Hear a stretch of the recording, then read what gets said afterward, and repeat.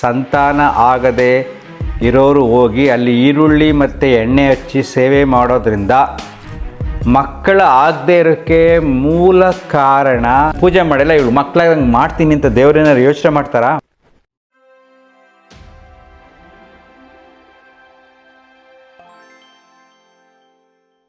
ನಮಸ್ಕಾರ ಸ್ನೇಹಿತರೆ,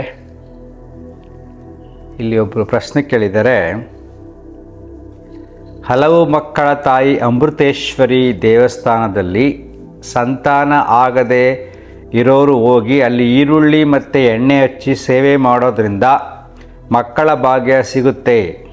ಹಾಗೆ ಯಕ್ಷಗಾನ ಸೇವೆ ಮಾಡಿಸಿದ್ರೂ ಸಹ ಮಕ್ಕಳಾಗತ್ತೆ ಅಂತ ಬೋರ್ಡ್ ಹಾಕಿದ್ದಾರೆ. ಇದರ ಬಗ್ಗೆ ಹೇಳಿ ಗುರುಗಳೇ ಅಂತ ಪ್ರಶ್ನೆ ಕೇಳಿದ್ದಾರೆ. ಇದು ನಂಬಿಕೆಯ ಪ್ರಶ್ನೆ. ಮಕ್ಕಳ ಆಗದೆ ಇರೋಕ್ಕೆ ಮೂಲ ಕಾರಣ ನಿಮ್ಮ ಮನಸ್ಸು. ನಿಮಗೆ ಆಶ್ಚರ್ಯ ಆಗುತ್ತಲ್ವಾ? ಈಗಿನ ಕಾಲದಲ್ಲಿ ತುಂಬ ಜನಕ್ಕೆ ಮಕ್ಕಳು ಆಗ್ತಾ ಇಲ್ಲ. ರಿಸರ್ಚ್ ರಿಪೋರ್ಟ್ ಎಲ್ಲ ಇದೆ. ಸಂತಾನದ ಭಾಗ್ಯ ಕಡಿಮೆ ಆಗ್ತಾ ಇದೆ. ಕಾರಣ ಏನಂದರೆ ಅವರು ಬದುಕುವ ರೀತಿ, ಒತ್ತಡದ ಬದುಕು, ಪ್ರಕೃತಿಯ ವಿರುದ್ಧವಾಗಿ ಹೋಗ್ತಾ ಇರತಕ್ಕಂಥ ಬದುಕು. ಹೇಗೆ ಅಂದರೆ ನಿಮಗೆ ಸರಳವಾಗಿ ಹೇಳ್ತೀನಿ, ಸಿಟಿ ಲೈಫಲ್ಲಿ ಜಾಸ್ತಿ ಎಜುಕೇಟೆಡ್ಗೆ ಮಕ್ಕಳ ಭಾಗ್ಯ ಕಡಿಮೆ ಆಗ್ತಾ ಇದೆ. ಆದರೆ ಕೂಲಿ ಕಾರ್ಮಿಕರಿಗೆ ಮಕ್ಕಳುಗಳು ಆರಾಮಾಗಿ ಆಗ್ತವೆ, 1 or 2% ಅಷ್ಟೇ. ಬಟ್ ಜಾಸ್ತಿ ಅವ್ರಿಗೆ ಆರಾಮಾಗಿ ಮಕ್ಕಳಾಗ್ತವೆ. ಯಾಕೆಂದರೆ ಚೆನ್ನಾಗಿ ದುಡಿತಾರೆ, ಸ್ವಲ್ಪ ತಿಂತಾರೆ, ನೆಮ್ಮದಿಯಾಗಿ ನಿದ್ರೆ ಮಾಡ್ತಾರೆ. ಆದರೆ ಎಜುಕೇಟೆಡ್ಸ್ ಏನು ಮಾಡ್ತಾರೆ, ಚೆನ್ನಾಗಿ ಹಣ ಸಂಪಾದನೆ ಮಾಡ್ತಾರೆ, ದೇಹಕ್ಕೆ ವ್ಯಾಯಾಮ ಇಲ್ಲ, ನಿದ್ರೆ ಕಡಿಮೆ ಆಗತ್ತೆ. ನಿದ್ರೆ ಕಡಿಮೆ ಆದಾಗ ದೇಹದಲ್ಲಿ ಸಹಜವಾಗಿ ಒತ್ತಡ ಜಾಸ್ತಿ ಆಗುತ್ತೆ. Because we are going against the nature's law. ಪ್ರಕೃತಿಯ ನಿಯಮದ ವಿರುದ್ಧವಾಗಿ ನಮ್ಮ ಬದುಕು ಸಾಗುತ್ತಿದೆ. ಪ್ರಕೃತಿ ನಿಯಮ ಏನು?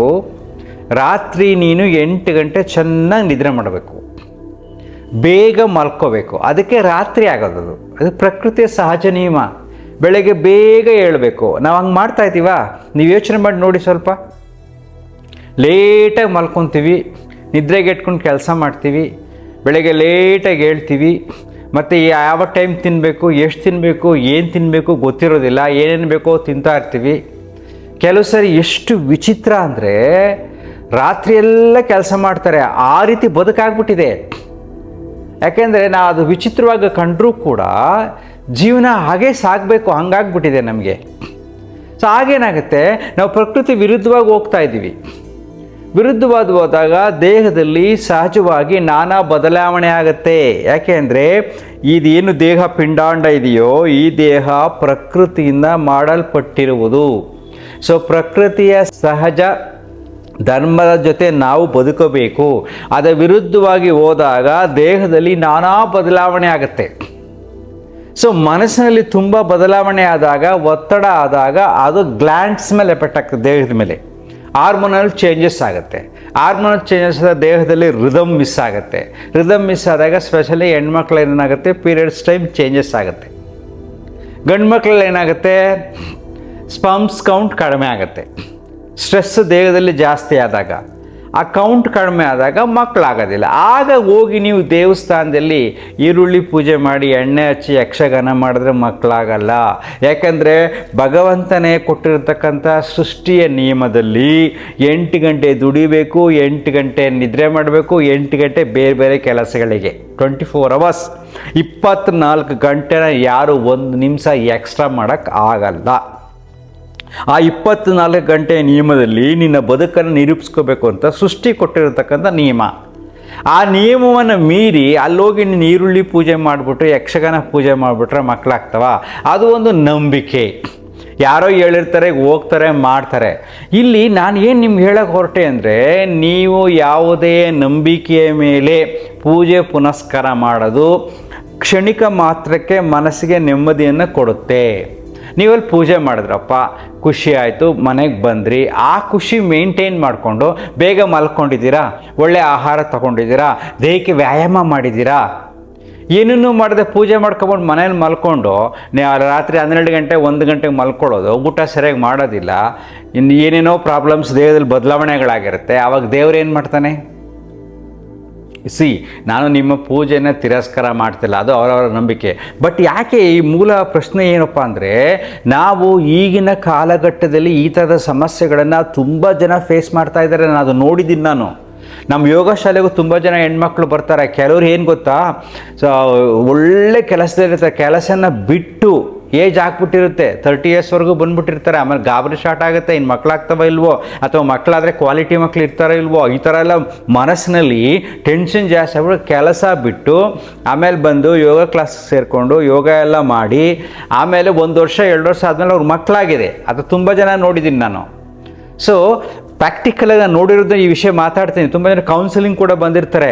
ಸೊ ಇಲ್ಲಿ ನೋಡಿದಾಗ ಅವ್ರ ಜೀವನ ಶೈಲಿಯಿಂದ, ಬದುಕುವ ರೀತಿಯಿಂದ, ಅವರ ಮನಸ್ಥಿತಿಯಿಂದ, ಒತ್ತಡವಾದ ಬದುಕಿನಿಂದ ಮಕ್ಕಳಾಗುವ ಸಮಸ್ಯೆಗಳು ಜಾಸ್ತಿ ಆಗ್ತಾ ಇದೆ. ಬೇರೇನೂ ಅಲ್ಲ. ನೀವು ದೇವ್ರ ಹತ್ರ ಹೋಗ್ಬಿಟ್ಟು ದೇವಸ್ಥಾನಕ್ಕೆ ಹೋಗಿ ಪೂಜೆ ಮಾಡಿದ್ರೆ ನಿನಗೆ ಪ್ರಕೃತಿದತ್ತವಾಗಿ ಮಕ್ಕಳಾಗಬೇಕು, ಮಕ್ಕಳಾಗ್ತಕ್ಕಂಥ ಸಣ್ಣ ವಿಚಾರ ಅಲ್ಲ. 1-2 ಬದುಕಿನಲ್ಲಿ ಮಕ್ಕಳಾಗ್ತವೆ. ಅದು ಸೃಷ್ಟಿಯ ನಿಯಮದಲ್ಲಿ ಆಗತಕ್ಕಂಥ ವಿಚಾರಗಳು. ಅದರ ವಿರುದ್ಧ ಭಗವಂತ ದೇವರು ಬರುವುದಿಲ್ಲ. ನೋಡಿ, ಇವಳು ನಾನು ಪೂಜೆ ಮಾಡಿಲ್ಲ, ಇವಳು ಮಕ್ಕಳಾಗಂಗೆ ಮಾಡ್ತೀನಿ ಅಂತ ದೇವರೇನಾದ್ರು ಯೋಚನೆ ಮಾಡ್ತಾರಾ? ದೇವರು ಅಷ್ಟೊಂದು ಸಿಲ್ಲಿನಾ? ಅಥವಾ ಪೂಜೆ ಮಾಡಿದ್ರೇ ಮಕ್ಕಳಾಗಬೇಕು, ನಾನು ದೇವಸ್ಥಾನಕ್ಕೆ ಬಂದಿದ್ದಾಳೆ ಮಕ್ಕಳು ಮಾಡಬೇಕು ಅಂತ ದೇವರು ಏನು ಮಾಡೋದಿಲ್ಲ. ಯಾಕೆಂದರೆ ದೇವರು ಆಲ್ರೆಡಿ ಬದುಕನ್ನು ಕೊಟ್ಟಿದ್ದಾನೆ, ತಿಳುವಳಿಕೆ ಬುದ್ಧಿಯನ್ನು ಕೊಟ್ಟಿದ್ದಾನೆ. ಸೃಷ್ಟಿಯಲ್ಲಿ ಸಿಗತಕ್ಕಂಥ ಎಲ್ಲ ಆಹಾರ ಪದಾರ್ಥಗಳನ್ನು ಉಪಯೋಗಿಸು, ದೇಹವನ್ನು ಹೇಗೆ ಇಟ್ಕೋಬೇಕು, ಮನಸ್ಸನ್ನು ಹೇಗೆ ಇಟ್ಕೋಬೇಕು, ಬುದ್ಧಿಯನ್ನು ಹೇಗೆ ಇಟ್ಕೋಬೇಕು, ಹೇಗೆ ಬದುಕಬೇಕು ಅನ್ನತಕ್ಕಂಥ ವಿಚಾರಗಳನ್ನು ಪ್ರಕೃತಿದತ್ತವಾಗಿ ಭಗವಂತ ಕೊಟ್ಟಿರೋದ್ರಿಂದ ಆ ನಿಯಮವನ್ನು ಯಾರೂ ಮೀರುವಂತಿಲ್ಲ. ಮೀರಿದರೆ ದೇವರು ಅಡ್ಡ ಬರುವುದಿಲ್ಲ. U C. ಸೊ ದೇವ್ರ ಹತ್ರ ಹೋಗಿ ಪೂಜೆ ಮಾಡಿಬಿಟ್ಟು ತಕ್ಷಣ ಆಯಿತು ಮಕ್ಕಳಾಗೋಂಗೆ ಮಾಡೋದಿಲ್ಲ. ಈ ಸತ್ಯವನ್ನು ಅರ್ಥ ಮಾಡ್ಕೊಳ್ಳಿ. ಅಂದರೆ ದೇವಸ್ಥಾನಕ್ಕೆ ಹೋಗಬೇಡಿ ಅಂತ ಹೇಳೋದಿಲ್ಲ, ಹೋಗಿ ಪ್ರಾರ್ಥನೆ ಮಾಡಿ. ಆದರೆ ದೇವರ ಹತ್ರ ಪ್ರಾರ್ಥನೆ ಮಾಡಬೇಕಾದಾಗ ನಿನ್ನ ಬದುಕಿನಲ್ಲಾಗತಕ್ಕಂಥ ವ್ಯತ್ಯಾಸಗಳನ್ನ ಸರಿ ಮಾಡ್ಕೋ. ಪ್ರಾರ್ಥನೆ ಮನಸ್ಸಿಗೆ ಶಾಂತಿಯನ್ನು ಕೊಡುತ್ತೆ, ಒಂದು ಪಾಸಿಟಿವ್ ವೈಬ್ಸ್ ಬರುತ್ತೆ, ಅಷ್ಟೇ ಹೊರತು ಅಂದರೆ ದೇವಸ್ಥಾನಕ್ಕೆ ಹೋಗಲಿಲ್ಲ ಅಂದರೆ ಮಕ್ಕಳಾಗಲ್ಲ ಅಂತಕ್ಕಂಥ ತಪ್ಪು ಕಲ್ಪನೆ. ಸೊ ಪೂಜೆ ಪುನಸ್ಕಾರಗಳನ್ನು ಮಾಡಿ ಅಸ್ಟ್ರಾಲಜಿನ ಅದು ಇದನ್ನು ಫಾಲೋ ಮಾಡಿಕೊಂಡು ಏನೇನೋ ಮಾಡ್ಕೊಂಡು ಹಣ ಕಳ್ಕೊಳ್ಳೋಕೆ ಹೋಗಬೇಡಿ. ಈ ಸತ್ಯವನ್ನು ಅರ್ಥ ಮಾಡ್ಕೊಳ್ಳಿ. ಮಕ್ಕಳಾಗದೆ ಅದಕ್ಕೆ ಮೂಲ ಕಾರಣ ನಿನ್ನ ಮನಸ್ಸು, ನಿನ್ನ ಜೀವನ ಶೈಲಿ, ನಿನ್ನ ಚಿಂತಿಸುವ ರೀತಿ, ಒತ್ತಡವಾದ ಬದುಕು, ಇಷ್ಟೇ, ಬೇರೆ ಏನೇನೂ ಅಲ್ಲ.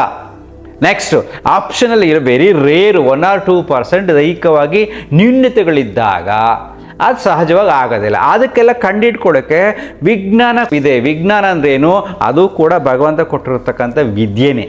ಈಗ ನನ್ನ ಮುಖಾಂತರ ಯಾವುದನ್ನು ಒಂದು ಅನ್ವೇಷಣೆ ಆಗಬೇಕು ಅಂದರೆ, ಸೃಷ್ಟಿಲಿ ಏನೇನೆಲ್ಲ ಹೊಸದು ಬರಬೇಕು ಅಂದರೆ ನನ್ನ ಮುಖಾಂತರ ಆಗಬೇಕು ಅಂದರೆ ಅದು ಕೂಡ ಸೃಷ್ಟಿ ಕ್ರಿಯೆ, ಪ್ರಕೃತಿಯಿಂದ ಬಂದಿರತಕ್ಕಂಥ ಬುದ್ಧಿ, ಭಗವಂತ ಕೊಟ್ಟಿರ್ತಕ್ಕಂಥ ಬುದ್ಧಿಯಿಂದಲೇ ಆಗಿರೋದು. ಸೊ ಅವನೇ ಎಲ್ಲ ಕೊಟ್ಟಿದ್ದಾನೆ. ಪ್ರತಿಯೊಂದು ಇನ್ವೆಸ್ಟಿಗೇಷನ್ಸ್ ಮಾಡಿ ಯಾಕೆ ಮಕ್ಕಳಾಗಲ್ಲ ಅನ್ನೋದೆಲ್ಲವನ್ನೂ ಕಂಡುಹಿಡಿಬೋದು, ಅದನ್ನು ಕರೆಕ್ಷನ್ ಮಾಡ್ಕೋಬೋದು. ನೀವು ಅದನ್ನೆಲ್ಲ ಮಾಡದೆ ಸುಮ್ಮನೆ ಹೋಗ್ಬಿಟ್ಟು ದೇವರೇ ನನ್ನ ಮಕ್ಕಳು ಕೂಡ ಹೇಳ್ಕೊಡ್ತಾನೆ, ಮಾಡಿರೋದು ದೊಡ್ಡ ತಪ್ಪು, ಸರಿ ಫಾಲೋ ಮಾಡ್ತಾ ಇಲ್ಲ, ಇನ್ವೆಸ್ಟಿಗೇಷನ್ಸ್ ಮಾಡಿಸಿಲ್ಲ, ಏನು ತಿಳ್ಕೊಂಡಿಲ್ಲ, ಅದನ್ನೆಲ್ಲ ಮಾಡಿ ಸರಿ ಮಾಡಿಕೊಂಡು ಪ್ರಾರ್ಥನೆ ಮಾಡಿ ತಪ್ಪು ಇಲ್ಲ. ಸೊ ಯಕ್ಷಗಾನ ಮಾಡಿಸಿದ್ರೆ, ಬೇರೆ ಏನನ್ನಾರ ಮಾಡಿಸಿದ್ರೆ, ಹೋಮ ಹವನ ಮಾಡಿಸಿದ್ರೆ ಮಕ್ಕಳಾಗ್ತವೆ ಅನ್ನತಕ್ಕಂಥದ್ದು ಈಗಿನ ಕಾಲಘಟ್ಟದಲ್ಲಿ ಮೌಢ್ಯದ ಚಿಂತನೆ. ಸೊ ಪೂಜೆ ಪುನಸ್ಕಾರಗಳು ಮನಸ್ಸಿನ ಶಾಂತಿಗೆ ಅದೊಂದು ರೀತಿ ಧ್ಯಾನದ ರೀತಿ. ಸೊ ಸೃಷ್ಟಿಯ ವಿರುದ್ಧವಾಗಿ ಯಾರು ಹೋಗಬೇಡಿ. ಸೃಷ್ಟಿ ನಿಯಮಗಳನ್ನು ಪರಿಪಾಲನೆ ಮಾಡಿ, ಎಷ್ಟು ಗಂಟೆ ನಿದ್ರೆ ಮಾಡಬೇಕು, ಎಷ್ಟು ಗಂಟೆನ ಬೇರೆ ಬೇರೆ ಕೆಲಸಗಳಿಗೆ, ಎಷ್ಟು ಗಂಟೆ ದುಡಿಬೇಕು, ಈ ತತ್ವವನ್ನು ಅರ್ಥ ಮಾಡಿಕೊಂಡು ಪ್ರಕೃತಿಯ ಜೊತೆ ಬದುಕೋದನ್ನು ಕಲಿತ್ಕೊಳ್ಳಿ. ಇಷ್ಟೇ ಸರಳವಾಗಿ ಲಾಸ್ಟ್ ಒಂದು ಪಾಯಿಂಟ್ ಹೇಳ್ತೀನಿ. ದಿನದಲ್ಲಿ ಯಾವುದೇ ಕಾರಣದಿಂದ ದೇಹದಿಂದ ಚೆನ್ನಾಗಿ ಬೆವರು ಬರೋ ಹಾಗೆ ಕೆಲಸ ಮಾಡಿ. ದಿನದಲ್ಲಿ 8 ಗಂಟೆ ಮಿನಿಮಮ್ ಚೆನ್ನಾಗೆ ಸಾಧ್ಯವಾದಷ್ಟು ಆರಾಮಾಗಿ ಡೀಪ್ ಸ್ಲೀಪ್ ಮಾಡಬೇಕು. ಸುಮ್ಮನೆ ಮಲ್ಕೊಂಡು ಒದ್ದಾಡೋದಲ್ಲ, ಯೋಚನೆ ಮಾಡಿಕೊಂಡು ಚೆನ್ನಾಗೆ ನಿದ್ರೆ ಮಾಡಿ. ಇನ್ನು 8 ಗಂಟೆ ದುಡೀರಿ ನೀವು. ಇಷ್ಟು ಸಾಕು ನೋಡಿ, ಬದುಕು ಸೊಗಸಾಗಿರುತ್ತೆ, ಸರಳವಾಗಿದೆ ಬದುಕು. ಪ್ರಕೃತಿ ಎಲ್ಲವನ್ನು ಕೊಟ್ಟಿದೆ. ಪ್ರಕೃತಿಯೇ ನಿಜವಾದ ದೇವರು. ದೇವರು ತುಂಬ ಅದ್ಭುತವಾದ ಶಕ್ತಿ. ಅದಕ್ಕೆ ಯಾವುದೋ ಒಂದು ಚಿಲ್ಲರೆ ಕೊಟ್ಟು ಕೇಳೋದಲ್ಲ. ನೀನು ಕೊಟ್ಟರೂ ಕೊಡೋದಿದ್ದರೆ ಅವನು ಕೊಡ್ತಾನೆ, ಕೊಡದೇ ಇದ್ದರೂ ಕೊಡೋದಿದ್ರೆ ಅವನು ಕೊಡ್ತಾನೆ. ದಟ್ ಈಸ್ ಸೃಷ್ಟಿ ರಹಸ್ಯವನ್ನು ಯಾರೂ ಜಡ್ಜ್ ಮಾಡೋಕ್ಕೆ ಸಾಧ್ಯ ಇಲ್ಲ. ಹಿಂಗೆ ಮಾಡಿದ್ರೆ ನಿನಗೆ ದೇವ್ರು ಕೊಡ್ತಾನೆ, ಇಷ್ಟು ಕೊಟ್ಟರೆ ನಿನಗೆ ದೇವ್ರು ಕೊಡ್ತಾನೆ ಅಂತಕ್ಕಂಥದ್ದೆಲ್ಲ ಬುದ್ಧಿವಂತ ಮೋಸಗಾರರ ಷಡ್ಯಂತ್ರ ಅಷ್ಟೇ, ಬೇರೇನಿಲ್ಲ. ಅಂತರ್ಮುಖಿ ಸದಾ ಸುಖಿ. Thank you.